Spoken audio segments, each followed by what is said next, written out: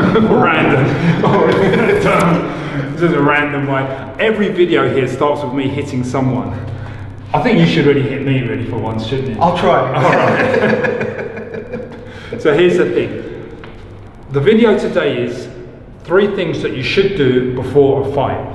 Weird? Weird. I just got to keep doing it because my hands are heavy and I just need to hit someone. I haven't trained for a while, so my shoulder's been really bad actually for about a year with tendonitis, so I'm struggling. I'm really missing hitting people and really want to get on with it. Okay, so 3 things to do before a fight. What are they? Okay, this is more of a discursive video, so stick with me on this.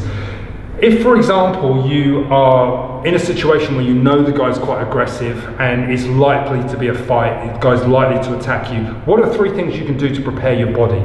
Well, the first thing I would say is always to drop your chin. I've said this before many, many times. What I don't want to do, the guy's in my face, I have my chin up, all right, mate? Okay, and I don't want to be doing this monkey dance, okay? I don't want to be doing the primate, posturing, chest out, arms out. What's up?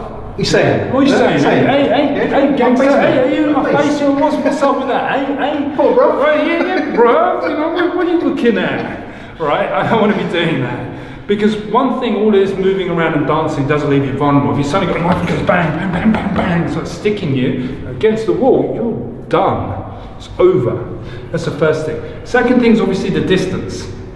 But the distance is sometimes difficult to control in a real fight. Let's be honest about this. Most of the time people say, yeah, you know, the so-called self-defense expert, someone says, yeah, you stay 2 arms length away from the person, that's a long way. Okay, that's like over here.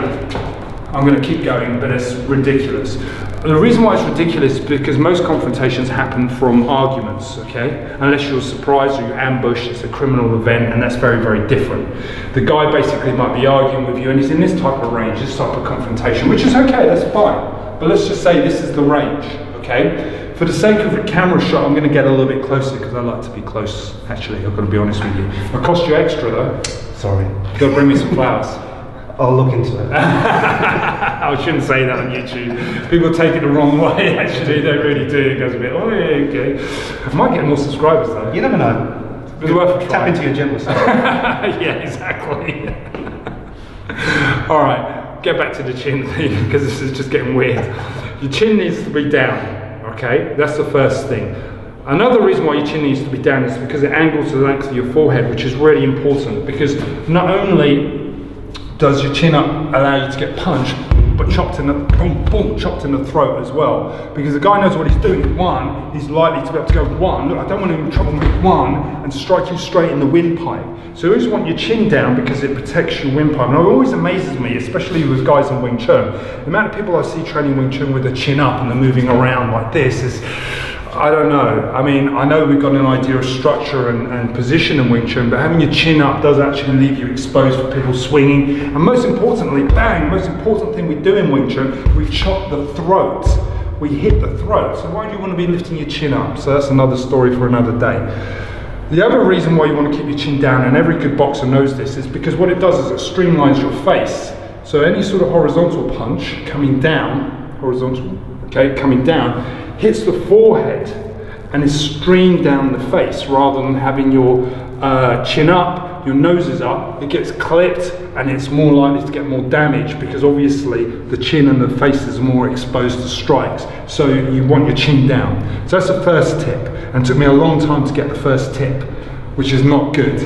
The second tip, and probably my most favoured and most important thing I think you should do, especially for guys that train Wing Chun, is to bend your knees. Okay, keep your knees bent. Okay, obviously it's a given you put your hands up. Anybody who says to you don't put your hands up is a dummy. Okay, you obviously have to have your hands up. So we're not even going to discuss that because that's just a given. Everybody knows that. But what most people don't emphasise enough is to bend your knees. Okay, because when you bend your knees, if the person starts to throw punches and pull you down and move, your legs are loaded. They're in a better position to be able to fight back, to push, to pull, to hit, to drive, to do something to keep the other person under pressure. So bending your knees is the most important thing. And you know what? I forgot what the third thing was. I absolutely have. It's much fun. Yeah, I'm having so much fun doing this video. Chin down, knees bent. I suppose hands up are the most important thing. I said, look, don't be a dummy, don't drop your hands. But generally speaking, 3 things that I'd always say is also look at their movements. This is a good one. That's a quick recovery, very professional. Watch their movement, shoulder movement. So to recap, chin down, bend your knees, watch the shoulder movement. Because generally, how do you read punches? How do you read movement? How do you read attacks? Shoulders. I've said this in about half a dozen videos. If you haven't subscribed to us, subscribe, check out our playlist. We've got lots of videos where we're talking about people throwing punches, how you read punches, how you understand them. We've got real life case studies as well. Check those out where we're talking about people in real fights breaking it down and analysing them as well. But one of the things you'll see persistently is that strikes are telegraphed from the shoulders. So first thing, chin down. Second thing, knees bent. Where should you be looking? Not the eyes. We've already established that in previous videos. You should really be looking and scanning around here.